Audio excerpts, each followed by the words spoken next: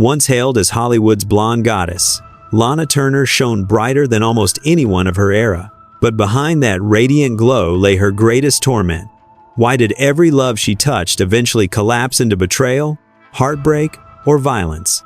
Why did a woman who longed for a peaceful home and 7 children instead spiral through failed marriages, abusive relationships, and tragedies that no one deserved to endure? And why did Hollywood, even at her peak, constantly circle her life with rumors, judgment, and secrets she never had the chance to escape?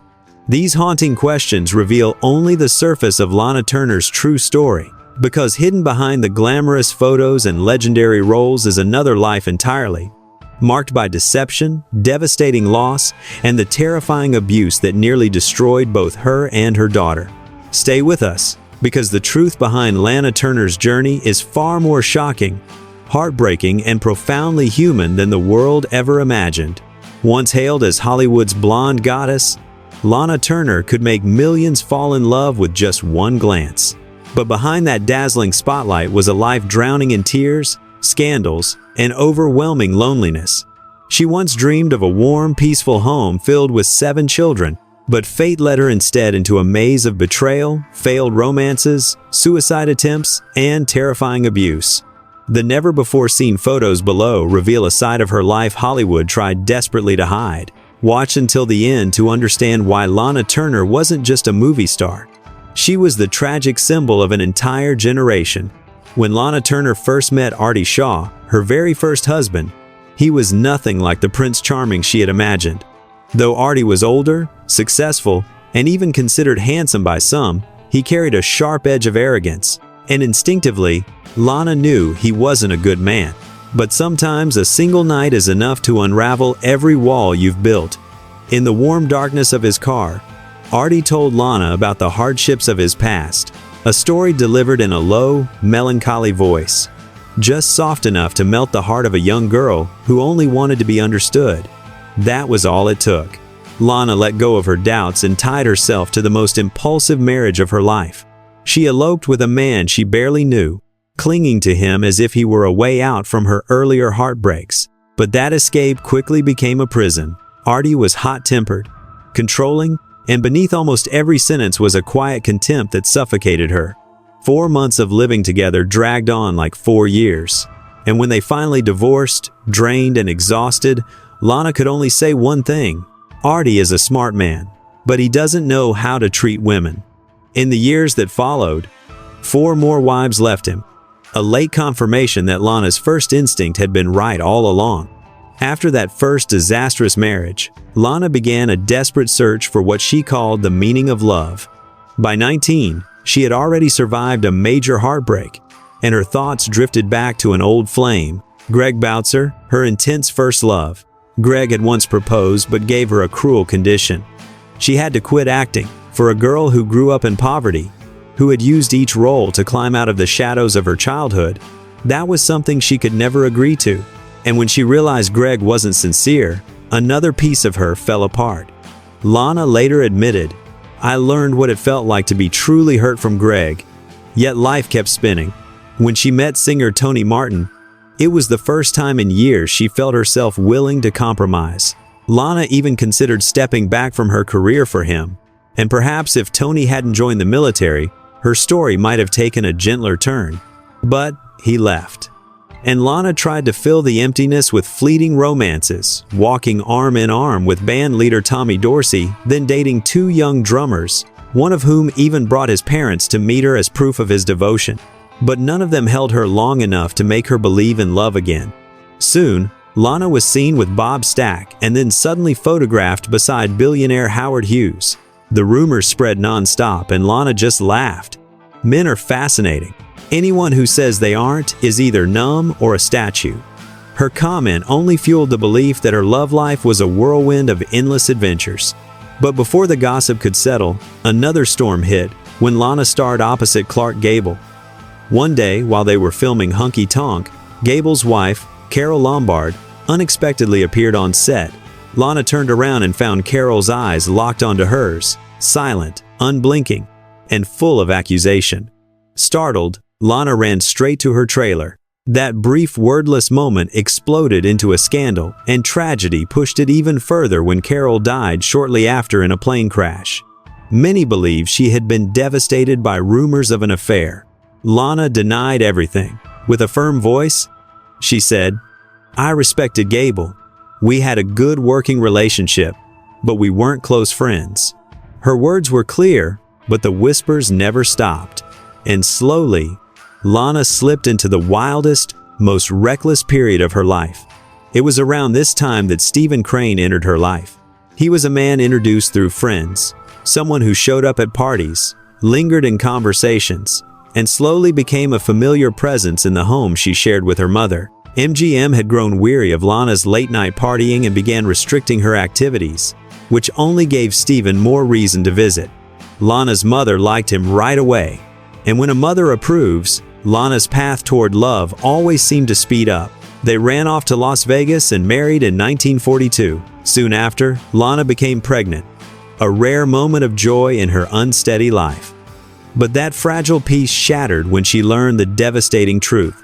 Stephen had never legally divorced his previous wife. The marriage, Lana tenderly referred to as her new beginning, turned out to be nothing more than a glossy coat of paint over a deep lie. When the truth broke, the press descended on her like vultures on a carcass.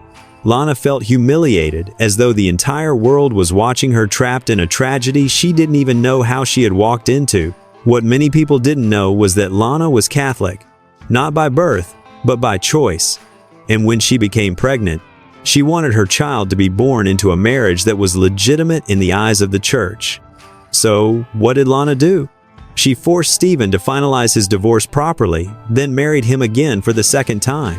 Yet, even after their daughter Cheryl was born, the marriage could not be saved. Stephen's deception had destroyed Lana's trust entirely. She tried to repair it, but she had no idea there were more secrets waiting behind the curtain. When Lana visited Stephen's hometown, she uncovered a shocking truth. Stephen was not the heir to a tobacco empire as he had bragged. He was a complete fraud. When Lana filed for divorce in 1944, one of the reasons she listed was unemployment. But even before the divorce was finalized, Lana slipped back into old habits. Over the next 2 years, she dated several men, sometimes at the same time. During the divorce proceedings, she dated John Hodiak, though she admitted she was only using him to end the marriage. She also dated Turhan Bey, but his mother forced them apart. Then came Peter Lawford and finally Robert Hutton. In 1946, Lana met the true love of her life, Tyrone Power. They weren't strangers. They had met a few years earlier and exchanged a few brief conversations. Lana had liked him from the very beginning, but because Tyrone was married at the time, she kept her feelings in check, never letting her emotions cross the line. Then, one evening, while Tyrone was in the middle of a separation, he invited Lana to dinner. Without hesitation, she accepted, even though a faint sense of uncertainty still lingered in her heart. But all her fears dissolved the moment Tyrone kissed her for the first time. Lana would later say, "I knew my heart would never be the same again." She threw herself into the romance with all the innocence and intensity that only a once broken heart could give.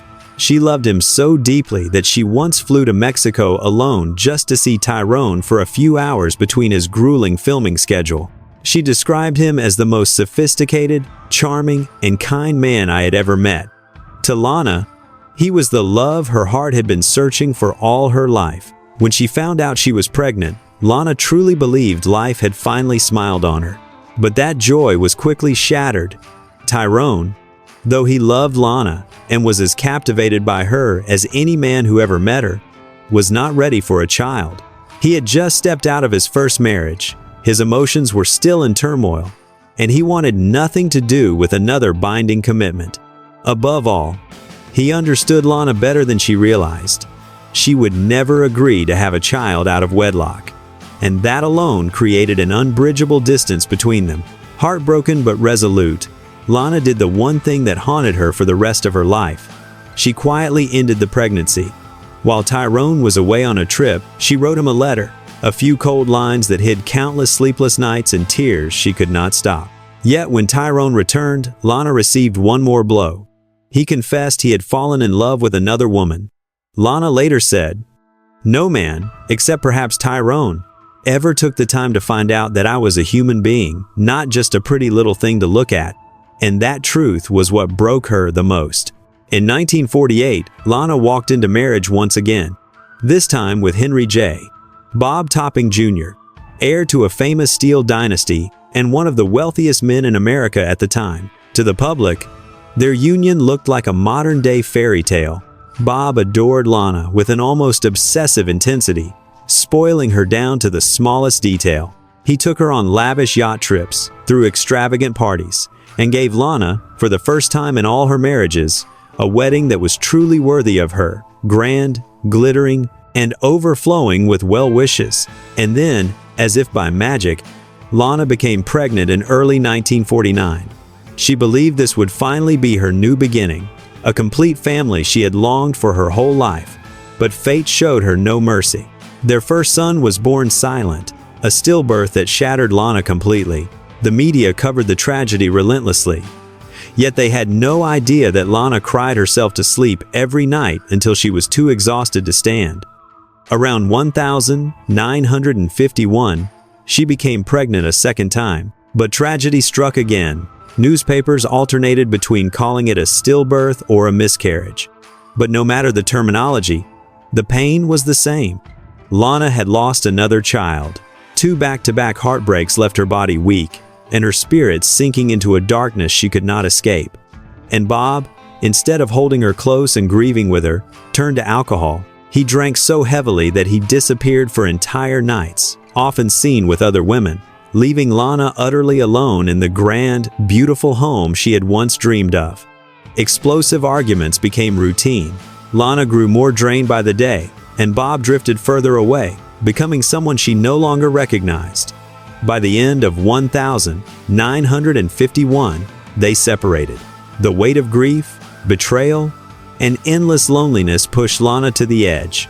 One night, in a moment of unbearable despair, she swallowed sleeping pills, intending to end everything. Thankfully, she was rushed to the hospital in time and survived. But she later said, "It was the darkest moment of my life." In the end, the marriage that once looked like a fairy tale quietly dissolved in 1952. Somber, sorrowful, and filled with wounds that could never be fully healed. Lana Turner's fourth marriage began like a romantic dream, but ended as the darkest chapter of her life. She met Lex Barker after his noisy public divorce at a party lit with cold lights and overflowing with congratulations. The moment they saw each other, an inexplicable pull sparked between them.